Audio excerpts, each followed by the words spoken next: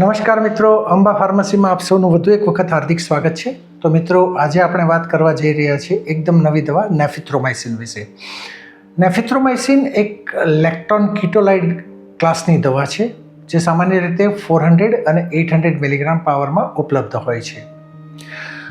લેક્ટોન કીટોલાઇડ group એટલે કે આગળના જનરેશનનું મેક્રોલાઇડ ગ્રુપ જેવી કે એરિથ્રોમાઇસિન, એઝિથ્રોમાઇસિન, રોક્સિથ્રોમાઇસિન, ક્લેરિથ્રોમાઇસિન અને ટેલિથ્રોમાઇસિન જેવી દવાના નેક્સ્ટ જનરેશનનો ડ્રગ છે જે ખૂબ જ ઇફેક્ટિવ, અસરકારક અને ટૂંકા ગાળામાં અસર કરતી દવા છે.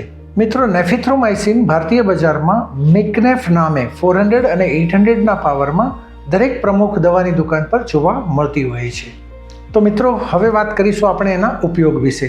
નેફિથ્રોમાઇસિનનો ઉપયોગ સામાન્ય રીતે રેસ્પિરેટરી ટ્રેક ઇન્ફેક્શન્સ માટે કરવામાં આવે છે, જેવું કે communal acquired pneumonia, upper respiratory track infections, lower respiratory track infections, even acute chronic bronchitis જેવી સમસ્યાઓ માટે નેફિથ્રોમાઇસિનનો ઉપયોગ થતો હોય છે.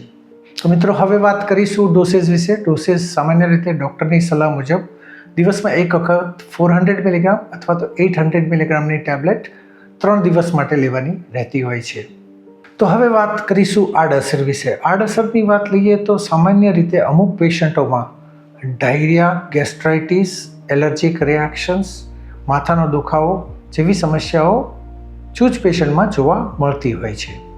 તો મિત્રો, હવે વાત કરીશું આપણે સાવચેતી વિશે. સાવચેતીની વાત લઈએ તો જો તમને કોઈ લીવરને લગતી સમસ્યા હોય તો તેની જાણ તમારા ડૉક્ટરને અચૂકપણે કરવી જોઈએ. આ ઉપરાંત એન્ટીબાયોટિકનું રેઝિસ્ટન્સ ટાળવા માટે આ દવાનો ઉપયોગ ડૉક્ટરની સલાહ મુજબ અને નિયત સમય પ્રમાણે જ લેવો જોઈએ અને વચ્ચેથી દવાનો ઉપયોગ બંધ ના કરવો જોઈએ. તો મિત્રો, આ વિડીયો જોવા બદલ આપ સૌનો ખૂબ ખૂબ આભાર. અને જો તમને આ માહિતી ઉપયોગી લાગે તો વિડીયોને જરૂરથી લાઇક કરશો અને તમારા મિત્રોમાં શેર પણ જરૂરથી કરજો. અને મિત્રો, આવી જ નવી દવાઓની માહિતીને મેળવતા રહેવા માટે અંબા ફાર્મસી ચેનલને સબસ્ક્રાઇબ જરૂરથી કરજો અને તમારા મિત્રોમાં રિકમેન્ડ પણ કરજો.